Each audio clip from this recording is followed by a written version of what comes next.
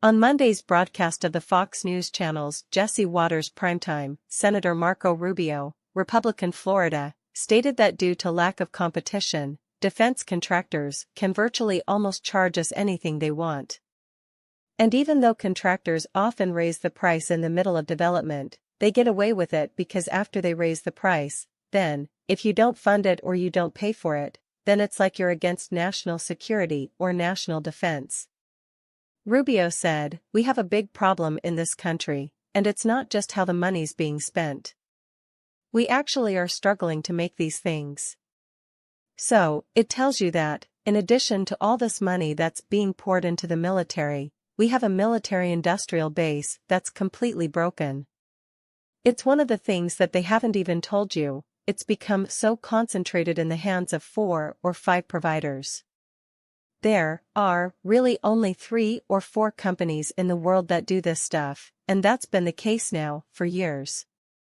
There's very little competition on these contracts.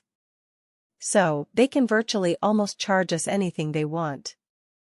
And the issue about not having the inventory, I actually heard that for the first time about a month and a half ago. I was stunned. I would say, one of the key things that we need to have an answer to is not simply how the money's being spent, that's important and so forth. But are we spending it in the right, do our needs for the country in any way reflect how the money's being spent?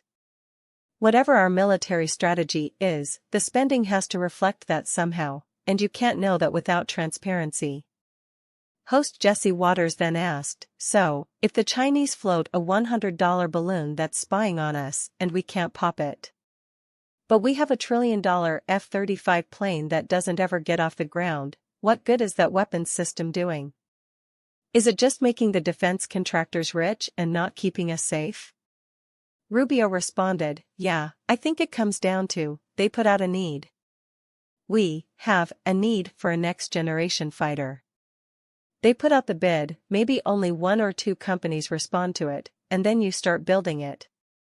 And oftentimes, in the process of developing it, they'll come back and say, hey, this is going to cost more than we thought when we put that bid out, when we offered that bid.